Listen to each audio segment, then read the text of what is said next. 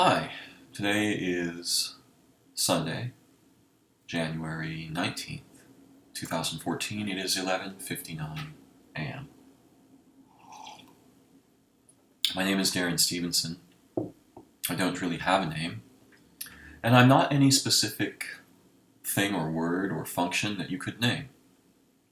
I am not a person. I am not merely an animal. I am more than just an ecology. I am, at the very least, a universe.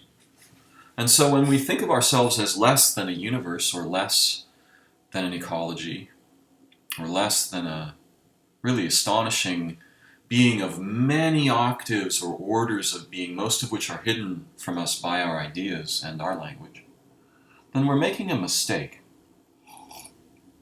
We're putting on some kind of a limitation that we've been trained to wear as our identity, our meaning, our opportunities, our functions, our beliefs, etc. This is a kind of blinding, and it's very cruel and vicious in its effects, both personally and collectively.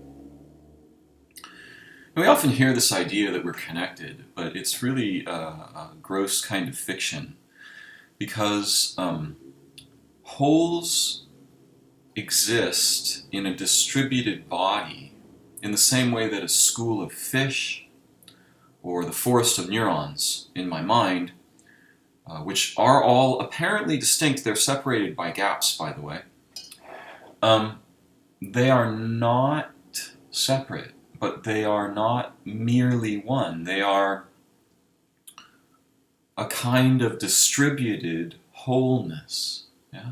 And that ness means that they are not frozen in any state that we can name or abstract, except as a linguistic convenience, a way of playing a game together. You see, my fingers are not really separate, nor is my hand a distinct thing. And yet, as a convenience, we can say I have here one hand. Yeah? But the weird thing about this hand is that it's much like my own body. Let me explain. First, it is one whole thing. Yeah? It's a hand. We understand that. It's not really connected to my body. It is me. This is me. This is not separate from my brain. This is my brain. Strangely, it's not entirely separate from your brain, and there's lots of ways in which this belongs to you. But I'm going to stay with some of the simpler facets of this idea. So my fingers are not really separate. You see, they're aspects of a whole. And I am a lot like this because I, like my hand in first one, I have one unifying body, which we don't count, by the way, and that's a very dangerous thing to do. Like my hand, I have one member that I may call my thinking or leading member, right, which organizes the other members into useful collective activities and potentials. It has two major sections, neck and head, like my thumb. Like my hand, I have 1, 2, 3, 4, 1, 2, 3, 4 working members. Like my hand, they each have 3 major sections. And so what I'd like you to understand with me is that in a very real sense, you and I are the hand of something, and like our hands, we have something like a wrist, but at the scale of the individual, at the order or octave, at the organizational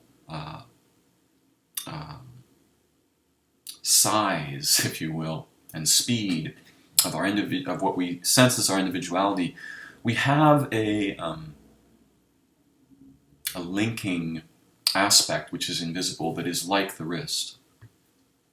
And there's a good reason that it's invisible. If it were visible, it would have more mass than the universe. So we don't see this linking aspect. And this linking aspect is actually, can be understood and explored directly, accessed as the roots of our minds. How it is that we can be what we call sentient, but I understand to be transcendent, which means a localized instance of all minds and all moments of all minds in all of time. We think of ourselves in very confused ways, and we've been taught these ways by authorities of various kinds. These authorities get instanced in us in a kind of an amphitheater, both above and on the same level as us and beneath us. Yeah? And the ones above us we understand as authorities, and the ones sort of at our own scale, we understand as peers. And the ones below us, well, we understand those in lots of different ways that I won't go into at length here. All of them are crucially important to include. But we need to recognize that we are not the authorities. We are not the projections of them, definitely. We are not our peers. We are not the projections of our peers. And we are not those beings beneath or opposed to us or who we reject or say are lesser than us. We are not the projections of them. Yet, in our experience, we often, how shall I put it, we exist as a kind of merged projection of ideas and voices, histories and moments, memories, thoughts, feelings, that result from reflecting our own experience off of, as if we are in a sort of hall of many orders of mirrors, yeah? These 3 orders of mirrors. Yeah? And so we reflect off of our heroes and off of those beings that we think are true authorities, and then we try to understand ourselves in relation to that reflection. Well, interestingly enough, that is surveillance. That's a form of surveillance. And our own minds actually arise in an inward environment of surveillance. And the nature in our feelings and our potentials for intelligence and unity and fulfillment and growth, opportunity, the things that we hope for in life, these are in many ways cruelly limited by projections of false authority. And this false authority comes from many branches of knowledge, right? These could be understood as the branches of the tree of human knowledge. This could even be related to the Genesis story in which we went to a strange tree and got in some trouble a long time ago. And part of the trouble that we got into was that we were introduced to the idea of the hypothetical. That is, what might also be said, or what could be said, what disembodied experts might agree upon. Yeah? And so this is really, we live in a milieu of lethal fictional collectives. These are groups of not really people because they're not allowed to be people. The minds that they have are not minds like a living being. They are fictional minds. And they were established in the image of fictional human collectives whose goals are generated by lies. Lies about the meaning of being alive. Lies about what it is to be an animal or a living place. Lies about what it means to be a world or a human person or to be intelligent or have a mind. Lies about who we are supposed to be and become, what functions we should be doing or acting as. And by the way, we should never really be seen as a function, and if we are, our humanity and our intelligence and our inviolable birthrights have been amputated. These will then be sold back to us at ever-increasing prices, as we can see all around us in common moment. So this tree of knowledge that we have has branches, and on each branch there are experts. Over here, or maybe over here on the right, we have science. My camera is reversed. It's one of those technological things that you get reversed in lots of ways when you play with technology, and it's not easy to notice this unless you're trained. So over here we have the experts of science, and they seem to think they're clean of all blame, and that they're the good way of knowing, true and dependable, logical and rational. Right? They're wrong. I'm going to show you how wrong they are. They're lethally wrong. Over here we have religion, right? And religion wants to tell us about important surveillance beings outside of time or in the sky or after life who are supposedly looking down upon us and judging us. And they want to tell us who we should be and what we should do according to that. Science wants to tell us, what we should be and do according to their ideas of what isn't true about this. And religion wants science to be informed by these strange fictional sky gods. Okay? Now, whether or not there are actual intelligences above ours, which there are, let's face it, they don't match anything like what science wants us to believe or what religion wants us to believe. Nor do they match what philosophy wants us to believe, or gurus, or politicians, or activists, or revolutionaries or anyone. They don't match up because, A, much of the reality is unspecified, meaning that it's in a superposition of being. It doesn't come down into our experience until we become it together, right? We have this amazing capacity to draw superpositions of possible thought and being into direct existence and expression as ourselves and our collectives, our ecologies, and our living world, when it is a living world. In a dead world, you have none of those opportunities. None. So one of the things I want to make clear here, and I'm kind of experimenting, I don't really know where I'm going in this conversation. I'm just kind of having my tea with you at the moment, so thank you for joining me and bearing with me in it. One of the things I want us to look at together is that mind is a kind of surveillance. It's a self-surveillance in a field of relationships. And many of those relationships that are really problematical are with authorities. And most of those authorities are false, and they would wipe you out as soon as they would befriend you. They will not aid you. They do not care if you live or die. They do not care if anything lives or dies. In fact, they're not real beings, and the collectives that they foment are not real collectives. Let me explain. Most of us know what happens to indigenous peoples. These are living human animals who live in the wilderness of a living place, yeah? When they encounter a representational culture like our own. Okay? We don't have to wonder what happens to them. We can see it all around us in the current moment. And we can also look into our rather confused ideas about history and just see what happened. Yeah? And usually what often happens is this. The indigenous people sort of believe that the collectives whose emissaries are coming to meet them are true beings. Like themselves, they have how shall I put it? They are alive in a true way in nature and with each other. Here's the problem. They aren't really. What met the indigenous peoples of the Americas were false collectives. And these false collectives were lethally confused about everything, so confused that they saw living places and beings as resources to be converted into power, war, and wealth. Well, you can go ahead and do that to the first people there, but then that's going to just circle right back and happen to you, which is what's happening to all of us right now, except instead of 1 or 15 or 20 false collectives and false authorities, we have thousands of them. And there are mountains of them, and the ones at the top look like the really big ones. Christianity, Islam, science, democracy, market economies, consumerism, news, right? So right now we're being swarm colonized by false collectives, and we are making our own minds, lives, and futures in the image of these diseases, which are infecting us, remaking us in their image, and then basically causing us to fight against each other as though we were each distinct, which we cannot ever be. In case it's not clear, there's only one world here. That looks like this. There's nothing separate in there except as a convenience and, how should we put it, a unique way of magnifying benefit, right?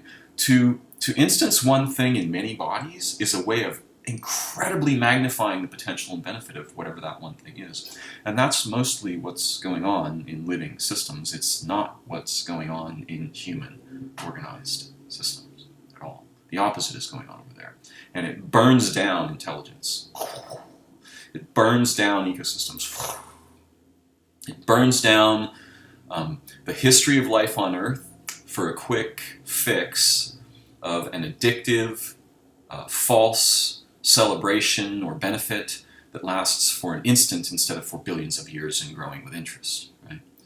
So what I want to be really clear about is that our minds and our intelligence is, in a sense, a surveillance game. And let me be really demonstrative about how this is true. You've all seen an excellent sports team, and you can see how their focused attention and mutual surveillance and how the surveillance of the other team and their mutual attention turns into action, and these two together reach for excellence. Now, they seem to be competing, but they're improving each other, right? Of course, this is a fictional competition over fictional goals that have no real meaning and actually burn down our intelligence, don't give us roles except as consumers and spectators. And we get wildly excited about this to the point of even being willing to kill each other. All of the highest paid, one of the highest paid jobs in the educational field in the United States is a sports team coach. But that's a fake collective that fights fake battles for phony gains. How is it that that could be so terribly popular, but we have no analog that does the same to solve the lethal problems that are wiping out our families, the history of life on Earth, our ecosystems, our possibilities of intelligence, and our ability to unify, communicate, and become human together? How could we have just the representation and basically nearly none of what that representation should be sort of a flamboyant celebration of? But this is, in fact, our current situation. So our own minds and our relationships are born in, strangely enough, a surveillance environment. And in fact, we used to have imaginary friends, which were imaginary ways of being in self-surveillance, except they weren't entirely imaginary, and this idea that we have about imagination is vastly confused, believe me. What the imagination is pretty much everything that matters, not that funny thing off in the corner that just makes stuff up. Actually, the people who say that's just your imagination had to use their imagination to make that statement, and so they are very confused. What I really want to get at is this. Why do we have millions of false authorities and none we can trust? And when I say none, I mean really nearly none. Almost all of our collectives, almost all of our species of authority and instances of it are completely fictional. And in fact, what we call corporations are actually known to be legal fictions. They are something we made up. Now, I want to talk about the two major players here, which are in authority, which are science and religion. Now, in and of themselves, as knowledge ways, they are both blameless, because the word science is just a word that has to do with a method. And the word religion actually means relinking. It is just a word that has to do with methods. Okay? And these methods are a little bit different. They're somewhat opposed, and they tend to oppose each other in a way not entirely dissimilar to how our brain hemispheres oppose and inform and interact with each other. In a way, I have nothing to compete with machines, just to talk to you right now. Isn't that interesting? Who will win? In what period of time? Science and religion. Yeah? So this is a way of knowing. There's no problem with a way of knowing by itself until it's taken up by collectives and enacted. And this is a way of knowing. No problem, again, by itself with a way of knowing until it's taken up by collectives and enacted. Now, if these collectives, if their goals and ideas and relationships are true to nature, to ecology, to the history and meaning of life on Earth, and to our needs as living beings and intelligences, then they will tend to produce reasonably survivable results. In our case, we have the opposite. So what science tends to produce, when enacted by false collectives, which are pretty much the only kind we have, is lethal technologies that will wipe out everything and claim to be blameless. Let me be really clear. Since 1940, we've had 2,100 nuclear explosions on Earth. That's a full-scale nuclear war that no one has even noticed. Our city blocks are surrounded by large mechanical viruses that are wiping out life on Earth. Again, people talk about problems with populations. They don't even notice the problems with machine populations, which are exploding and burgeoning all around us, just as if our minds, lives, bodies, and intelligences were surrounded by viruses. In fact, you can hear those viruses competing with my own voice right now for your attention. See? They're talking to you, and they are dead, and you are competing with them, and so am I. And every living being that has a voice is competing with them. But those beings that have no voice are just being wiped out by them. Wholesale. Billions per hour. Just burnt down. So science as an authority when it's enacted and embodied in falsified human collectives that have no purposive intelligence, no relational intelligence, that's about as lethal as you can get. That's far more lethal than religion. There's nothing religion ever did in the history of life on Earth that came anywhere close to the atrocity, the constant ongoing atrocity that our relationship with scientific authorities has given us and brings into our lives as our own bodies, minds, activities, as the threats that we cannot face and survive.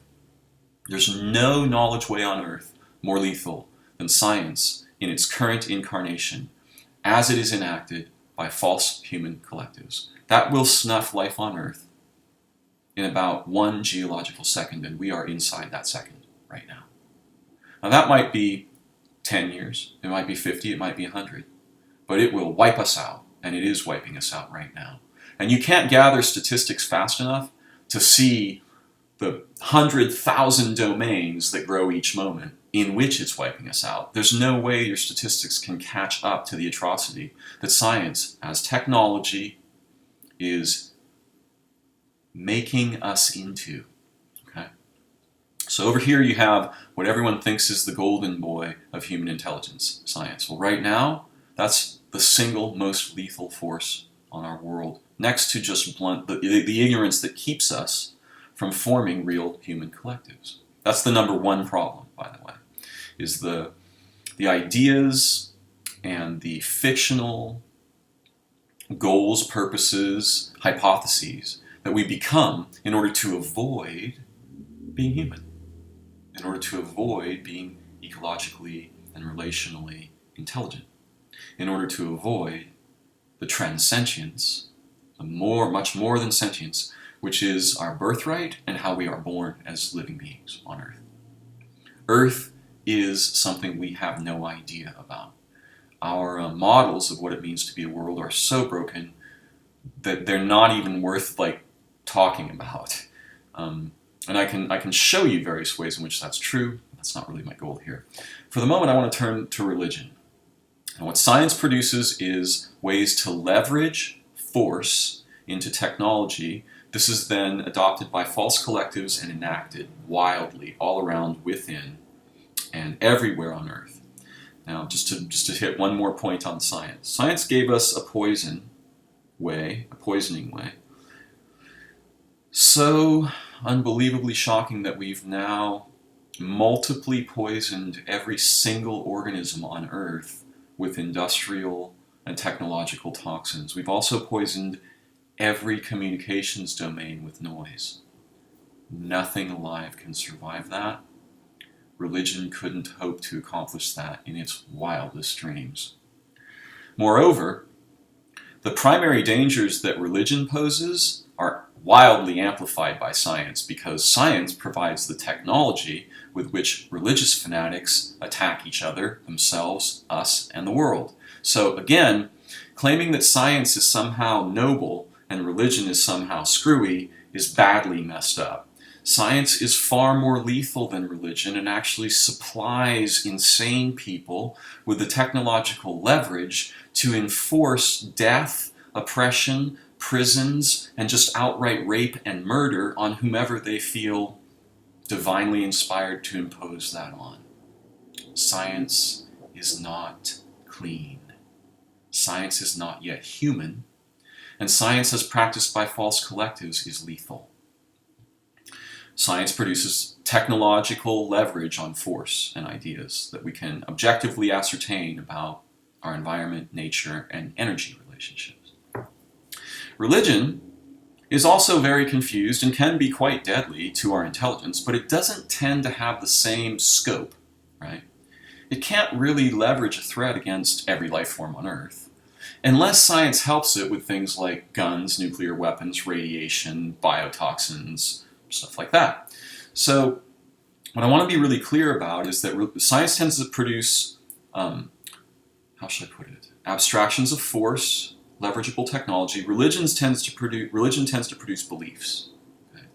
And beliefs are a kind of relational technology, but they posit, in almost every case, a supreme authority, a surveiller. Right? Science also posits a surveiller. Science's surveiller doesn't believe in anything, isn't human, and is abstract. Religion's surveiller doesn't have to have any beliefs and is kind of a fictional superintelligence. Yeah? Both of these are fictional superintelligences, science and religion. They're both wrong because they're not being guided by anything intelligent, human, or alive.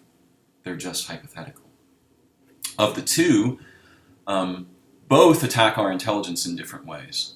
Science by excluding life and being, which it has to do to be science. Science can't include living beings in any reasonable way, and in fact, most biologists and most branches of science are happily willing to torture every living being on Earth or thousands of billions of beings every day, all day long to get data. They think that torturing living beings is just fine, as long as you get some data that you could help the fictional collectives with. Excuse me? That'd be like shotgunning your mom to get her x-ray and then going like, I wonder why she died. I was just trying to...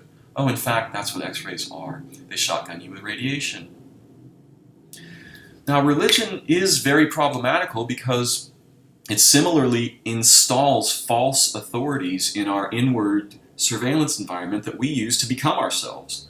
And by the way, when children play together, that's a form of intimate surveillance. When people make love, that's mutual surveillance. They're watching each other, they're feeling and touching, they're intimate. That's where we live in and as surveillance, but we don't understand this. Yeah? And we need to, because the way that our minds and psyches work is intimately linked with these authorities and surveillances.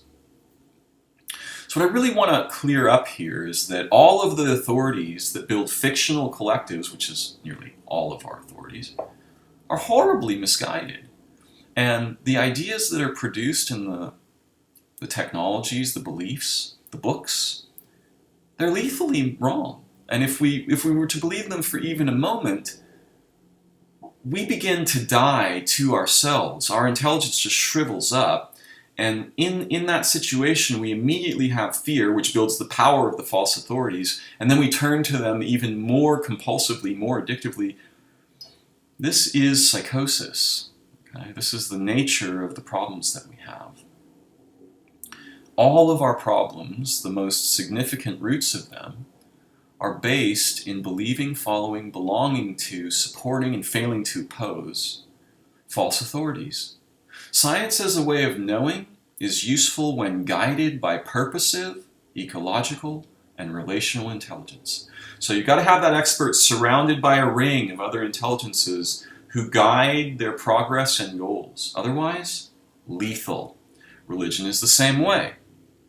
And religion is one of those guiding authorities for science. Science is one of those guiding authorities for religion. But unleashed from that guidance, unleashed from all of that other intelligence, these two authorities are deadly. And they are both false. Because there is no objective universe in which it's okay to torture living beings for data or to forget all of the effects of your accomplishments. That's what science does. They just want to pretend, hey, we didn't make nuclear war, we didn't poison everything in the environment, we didn't fill the entire communications domains with lethal noise. We just gave you the ability to do that, and then you did it. Well, actually, they're dead wrong about that. They did it. Religion is the same thing. We're not being evil, we're not creating hell on earth, we're not damning you to a life that is the kind of hell that we're projecting for afterlives and things if you don't believe our absolutely absurd ideas of advanced intelligence above us that just judges us as though it were a criminal court system. No. Religion doesn't take any responsibility for their assault on intelligence and living beings. Science takes none for its. So we need to guide them, right? First of all, we're going to have to become intelligent together, and part of that is learning how to form authentic, purposive, relationally intelligent collectives with and for the history of life on Earth and discovering what that is and means and can be, with and for each other, with and for our world, and all of the living ecologies that remain, for the moment, relatively poisoned but intact, and for the future of life on Earth. Without that guidance, our authorities become tyrannies, and we are converted to fuel, defenders, reproductive organs for them, right? We spout their news, we spout their lies, we spout their fictional proclamations, declarations, and then we try to convert each other. There's nothing deadlier than that. A tree in nature is an interesting authority. The sun is an interesting authority that does not speak. Gravity is a kind of authority. Light, intelligence, communication, but they don't look like what we are doing. They don't look like our beliefs. They don't look like our ideas. Before I go, I want to sort of invite everyone to consider some really astonishing possibilities that we've overlooked. I'd like you to consider that our world isn't actually a single world. That it's an instance of all worlds and every moment of every world in all of time, so that everything we do here becomes our signature on those other worlds. And that the animals and the plants and the ecosystems are actually the living presence of those other worlds and moments here on Earth. And that what we call our mind is a way of participating with all of time, all of intelligence, and all of space, here as myself right now. A way of being whole in distinction, and ever more whole in my own distinction. What this means is that we've completely overlooked 99.9% of what it means to have a mind, or to be a human being, or to be alive. And as someone who's had a taste of what that 99% contains, let me try to explain to you that if you were to get a taste, you would forget about religion altogether. You would forget about science, except as a pastime. You'd have no interest in sports or films. You would have an ecstasy and a way of learning so shockingly profound that never again could you know boredom or fear. You would in fact know something like the living mind of beauty. And it is so powerfully intelligent that in your first exposures to it, you will be hard-pressed to survive. I hope we get a taste together, and I intend to ensure we do. Thank you for joining me. Bye-bye for now.